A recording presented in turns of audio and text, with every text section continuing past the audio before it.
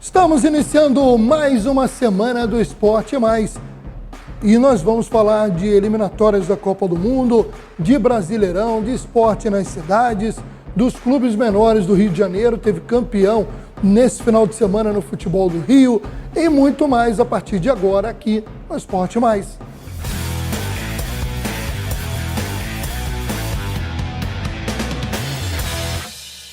Bom, nós vamos começando o programa de hoje para destacar as eliminatórias da Copa do Mundo. Primeiro vamos relembrar realizadas 3 rodadas até o momento, como anda a classificação.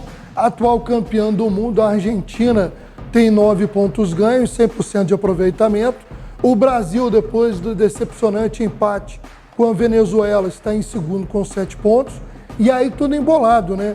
Terceiro lugar, a Colômbia com 5. Aí vem do quarto ao sexto, Uruguai, Chile e Venezuela com 4 pontos, o Equador com 3 pontos, e esses seriam os 6 times que avançariam direto para a Copa do Mundo, e o Equador seria a equipe que disputaria a repescagem. Depois Paraguai e Peru com apenas 1 ponto e a Bolívia que ainda não pontuou. Vale lembrar que com o aumento do número de seleções, né, para a próxima Copa do Mundo, que será na América do Norte, entre Canadá, México e Estados Unidos, nós temos aí um aumento de vagas considerável. De 10 equipes, 6 avançam direto e uma ainda vai disputar a repescagem. Quer dizer, apenas 3 ficarão de fora da próxima Copa do Mundo, o que já trouxe motivação até para a Venezuela, né? Venezuela que nunca disputou uma Copa e acredita que dessa vez tem a sua grande oportunidade de, na pior das hipóteses, disputar, quem sabe, uma repescagem. O jogo contra a Venezuela foi muito ruim, né? Lógico que daqui a pouquinho o Pedro Paes vai participar com a gente, meu amigo Pedrinho, falando aí sobre a expectativa do jogo Brasil-Uruguai, mas um jogo que não condiz, não parecia uma equipe colocada em campo pelo Fernando Diniz, porque o Fluminense pode jogar mal às vezes, mas não com aquela forma apática e previsível que o Brasil atuou contra a Venezuela. Realmente foi uma das piores atuações que eu vi do Brasil nos últimos tempos. E não digo só pelo resultado, o time criou muito pouco, e ainda levou susto. E o gol da Venezuela foi um belo gol do Belo, né? Sem trocadilhos, mas é a realidade. Foi um gol muito bacana, de ali inventividade do jogador venezuelano, que acabou criando esse resultado histórico para a seleção da Venezuela, empatar com o Brasil e no Brasil, né? Isso valorizou ainda mais. Vamos chamar aí a participação do Pedrinho para falar para a gente desse momento da seleção. É verdade também, muitas contusões, o Fernando Diniz tendo que fazer várias reconvocações, né? Chegaram aí por último o Emerson Royal, lateral do Tottenham, o Carlos Augusto Inter de Milão, o Adrielson do Botafogo para o lugar do Nino, preocupação para os tricolores. Pedrinho, dá uma geral aí de seleção brasileira, sua expectativa para o jogo contra o Uruguai e também desse momento de muitas contusões. Maurício, foi um jogo embolado. Eu acho que a parte técnica, os jogadores ficaram devendo muito. O Richarlison atravessa uma péssima fase, né? O Neymar também jogando na Arábia agora. Quantos jogos o Neymar fez? Começou no banco, um tempo que ele ficou sem jogar. E a mobilidade, carrega a bola demais. O Diniz o terceiro jogo dele e já estão cobrando o cara. Que isso, vamos devagar. O problema eu vi um problema que a Venezuela se fechou, se trancou e as peças ali na frente, Vinícius Júnior também mal demais, ninguém auxiliando ali o criador de jogar. O criador de jogar era o Neymar, que carrega a bola, faz até aquele lampejo de craque, mas futebol não é só isso, e ainda mais o esquema de Diniz, que trabalha muito com muito toque de bola, com aproximação de jogadores. Então, o que eu vi, uma Venezuela fechada, perigosa, entendeu? A Venezuela melhorou muito, uma defesa maravilhosa, E é isso, vai oscilar, vai classificar para a Copa do Mundo, são 7 vagas, sei lá, não sei quantas vagas aí que vai ter, eu acho que 2.000 times na próxima Copa. Então, acho que não tem problema nenhum. O Diniz tem que desenvolver o trabalho, tem pouco tempo para isso. Preocupado com o Fluminense, eu acho que o Nino teve um desconforto aí muscular, alguma coisa, até por ser do Fluminense também o Diniz mandou, te cortou. E contusões acontecem, né? É da profissão. O cara tá jogando lá na Europa, vem para cá, às vezes nem vem, às vezes se contunde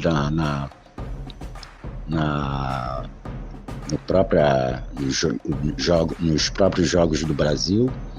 E é isso, é praticamente isso. Richarlison não está jogando nada nem na Inglaterra, nem aqui. Gabriel Jesus também não vejo como solução. Tem outros nomes, inclusive até no Brasil. Pô, o Tiquinho Soares, tu acha que merecia uma chance? Pelo menos para colocar o cara lá, jogar 20 minutos, 25 minutos. Mas vai pelo nome também, a experiência que o cara joga na Europa, que o Tiquinho também já jogou lá, né? E é isso. Começo do trabalho, um pouco embolado ainda, mas eu acredito que o Brasil tem condições de melhorar muito, fez os 2 primeiros jogos, foi muito bem, já estavam falando, não, deixa o Diniz, agora já tira o Diniz, não, vamos devagar.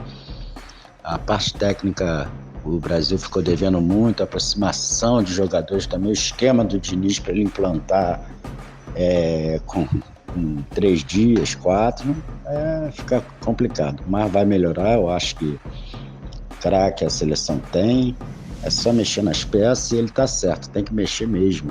Bom, vamos dar uma geral agora nessa 4ª rodada das eliminatórias sul-americanas.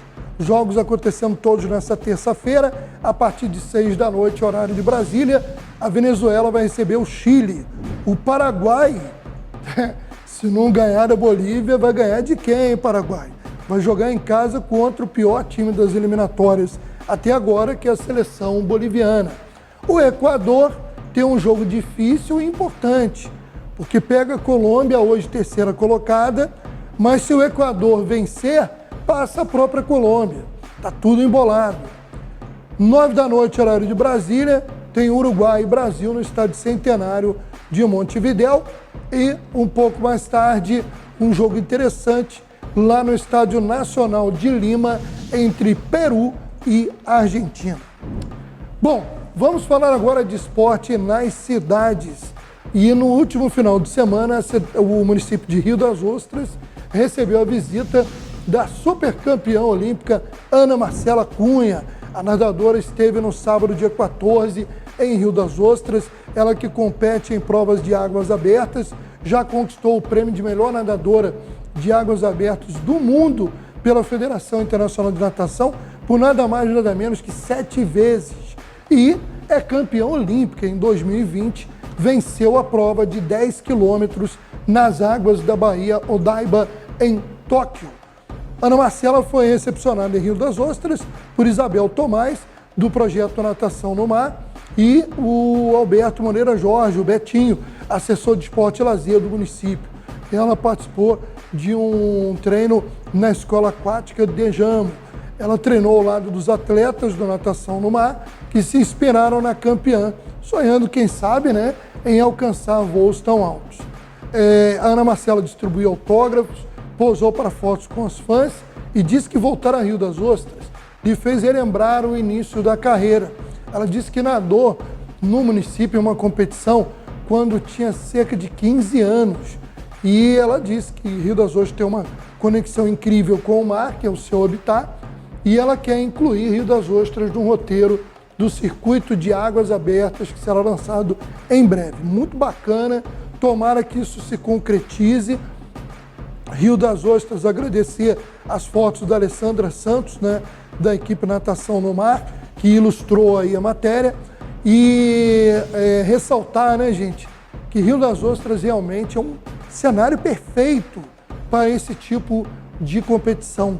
né? Principalmente ali se pegarmos a região da Praia Central, da Praia da Tartaruga, Praia do Bosque, são lugares muito bons para esse tipo de competição e tomara que isso venha a trazer outros eventos desse nível para o município de Rio das Ostras.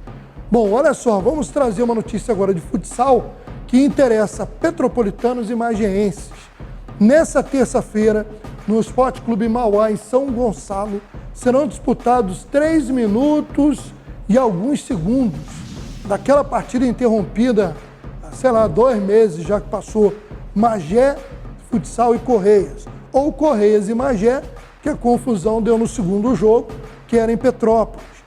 O Magé ganhou o primeiro jogo de goleada, o segundo jogo, Correias ganhou no tempo normal, levou para a prorrogação, na prorrogação estava 1-0 Magé, tacaram ali objetos em quadra, o juiz de forma equivocada encerrou o jogo, não esperou 30 minutos, foi uma decisão, eu não sei, eu não estava no ginásio, não sei o clima, mas lei é lei, regra é regra. O juiz tinha que ter seguido o que determina a regra, esperado o tempo hábil e não decretar a vitória de Magé faltando 3 minutos, que em futsal é uma eternidade, né, gente?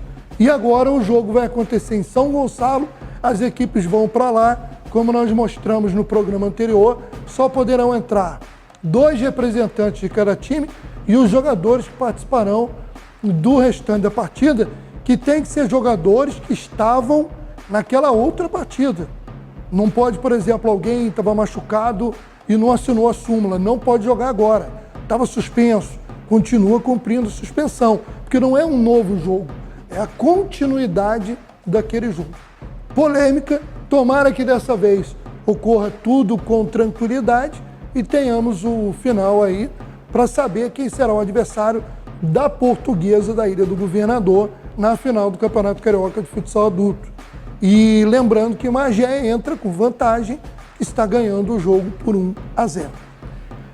Falando em Portuguesa, o time da Ilha do Governador, ou a Ilha do Amor, foi campeão da Copa Rio nesse final de semana. Vamos conferir aí como foi a final e falar também sobre as outras séries do futebol do Rio de Janeiro. Alô, Aragão, grande abraço a você e a todos ligados conosco, chegando mais uma vez com mais um boletim do site acessocarioca.com.br, repercutindo tudo o que rolou durante o último fim de semana, este fim de semana de feriadão em todo o Brasil, e é claro, como não poderia deixar de ser também aqui no estado do Rio. E um feriadão que teve título, teve campeão, teve comemoração. A Portuguesa é a grande vencedora da Copa Rio, depois de derrotar o Olaria na grande final do último sábado, pelo placar de 3-0. No jogo de ida, havia sido empate em 2-2 na Rua Bariri, mas em casa, no Estádio Luso Brasileiro, os rubro-verdes conseguiram confirmar o seu terceiro título na história da competição. Já tinham vencido em 2000 e em 2016. O jogo em si, entre Portuguesa e Olaria, foi um jogo que até começou equilibrado, mas o Olaria perdeu 2 jogadores ainda na primeira etapa, o goleiro Marcão machucado logo aos 7 minutos de partida e o lateral esquerdo Michael, que acabou se lesionando antes do intervalo. Com isso, a equipe de Wendel Costa precisou fazer alterações muito cedo no jogo e a Portuguesa, que jogava em casa, foi para cima, conseguindo fazer 1-0 numa cabeçada do atacante Macário. Já no segundo tempo, Romarinho, que nem tinha entrado no jogo de ida, ficou no banco naquela altura, foi titular dessa vez e marcou 2 gols, sendo o grande nome da partida e também aquele que decidiu o destino, selou o título para a Portuguesa da Ilha do Governador. Em relação às competições nacionais, já tinha ficado definido antes mesmo de se conhecer o campeão, que a Portuguesa vai jogar a Série D e o Olaria a Copa do Brasil. De qualquer maneira, uma temporada que se encerra para as duas equipes de maneira muito positiva. A Lusa não conseguiu subir no Campeonato Nacional, mas garantiu seu retorno para 2024, enquanto o Olaria volta a uma Copa do Brasil, na verdade estreia em uma Copa do Brasil, mas volta a disputar competições de âmbito nacional após mais de 2 décadas. Agora falando também sobre o que rolou durante o fim de semana na Série B1 do Campeonato Carioca, a terceira divisão do Campeonato Estadual, ela e a Série B2, da qual nós falaremos já, são as competições que vão segurar as equipes de menor investimento até o final dessa temporada. Bom, na Série B1, Duque de Caxias e Serrano continuam na liderança da competição, que já passou da metade da sua primeira fase. Neste final de semana, o Serrano venceu o Macaé fora de casa pelo placar de 1-0.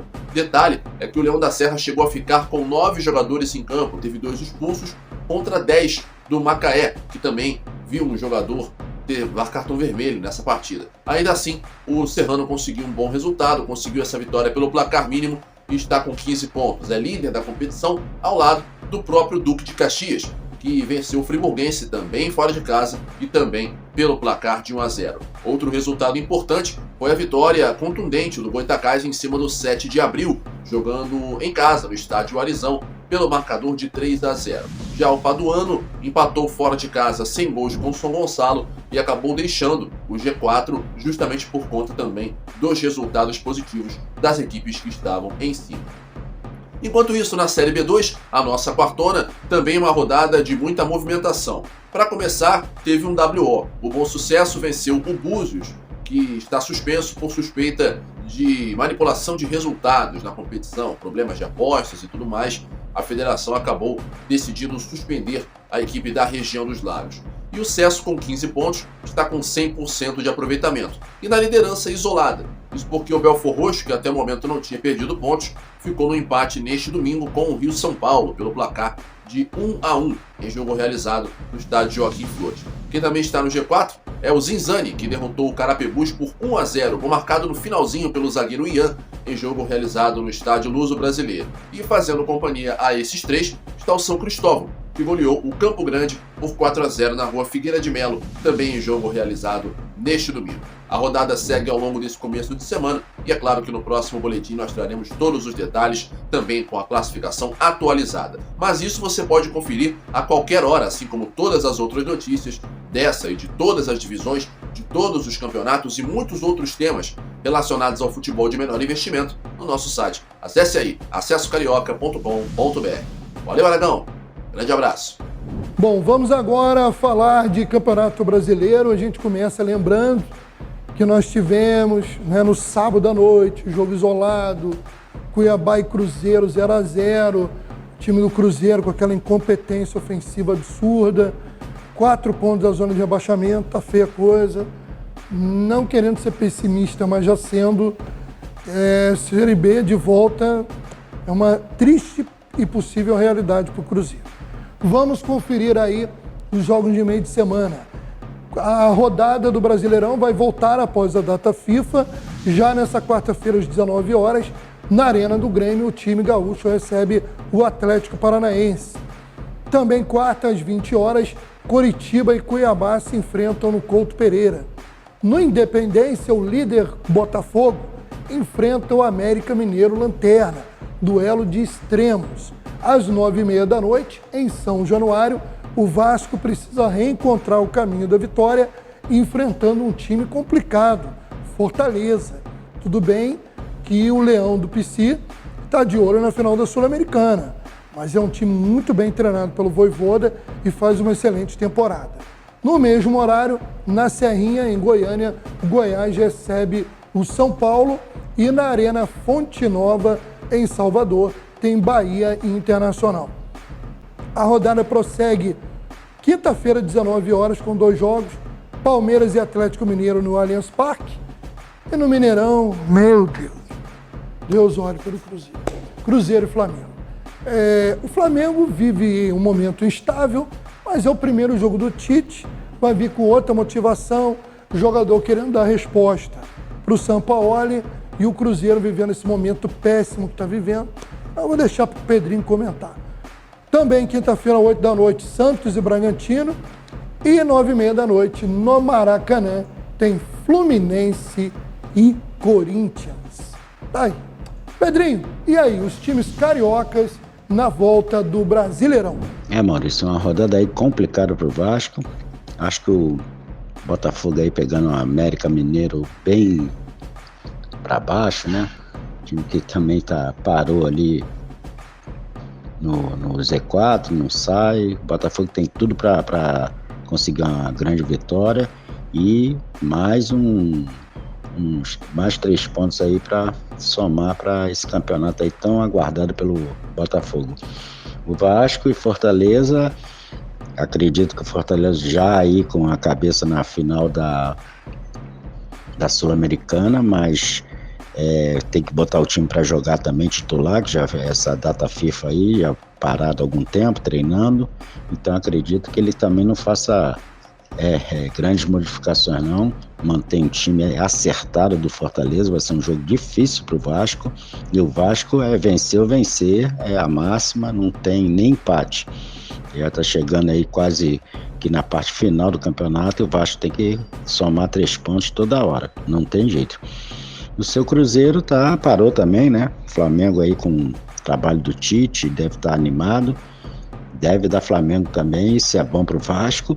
E a mesma coisa do Fluminense, eu falo que falei do Fortaleza, com a cabeça já na final da Libertadores da América, um Corinthians totalmente enfraquecido, uma bagunça danada, mas o Fluminense deve poupar alguns jogadores e acredito que o Diniz não joga com o time titular, isso aí é só um palpite. Mas mesmo com o time reserva aí dá para encarar bem o Corinthians e ajudar o Vasco aí nessa caminhada difícil que tem. A rodada aí que eu vejo só problemas aí pro Vasco, porque os outros times aí bem encaminhados e com força renovada, como o caso do Flamengo. Bom, vamos aproveitar e dar um destaque aí para a Série C do Campeonato Brasileiro, onde infelizmente o Volta Redonda bateu na trave, ficou na segunda fase e não conseguiu avançar entre os 4 que sobem para a Série B do ano que vem. E 4 foram definidos e os 2 melhores estão disputando o título. Amazonas, não precisa nem falar de onde, e Brusque, de Santa Catarina. No primeiro jogo em Manaus, tudo igual, 0-0 Amazonas e Brusque. O time catarinense vai decidir em casa, novo empate, disputa de pênaltis. Quem vencer será o campeão. E o brasileiro da Série B, faltando 6 rodadas, quem deu um passo muito importante, né? Não tem vaga garantida ainda, mas está numa posição muito boa para se garantir entre os 4 primeiros. É o Vitória da Bahia, que nesse final de semana ganhou mais um jogo e ao vencer foi para 61 pontos e se manteve numa posição muito bacana, porque abriu 5 para o vice-líder, que é o Atlético Goianiense, 6 para o Sport Recife, terceiro colocado, e 7 pontos para o Juventude, que fecha o G4. Sendo que, nesta segunda-feira, tem Juventude e Sport. Então essa diferença pode diminuir. O Vitória vai ficar torcendo aí por um empate entre os 2, para manter ainda o time baiano numa situação um tanto quanto folgada, não digo nem para ser o campeão da Série B, mas principalmente para ficar no G4 e voltar para a primeira divisão depois de um longo período onde o Vitória chegou a estar frequentando a Série C do Campeonato Brasileiro. Bom, por outro lado, embora tenha ganho nesse final de semana do Criciúma fora de casa, Chapecoense abre o Z4, a zona de rebaixamento. Os outros são Tombense de Minas Gerais, o Londrina do Paraná e o ABC da querida e simpática cidade de Natal, no Rio Grande do Norte. O ABC praticamente rebaixado, o Londrina respirando por aparelhos, agora Tombense e Chapecoense ainda tem possibilidade de escapar. Vamos chegando ao final do programa de hoje. Queremos agradecer a sua audiência, a nossa equipe técnica, a participação do Pedrinho e a gente volta a qualquer momento com mais informações do esporte. Um abraço e até o próximo.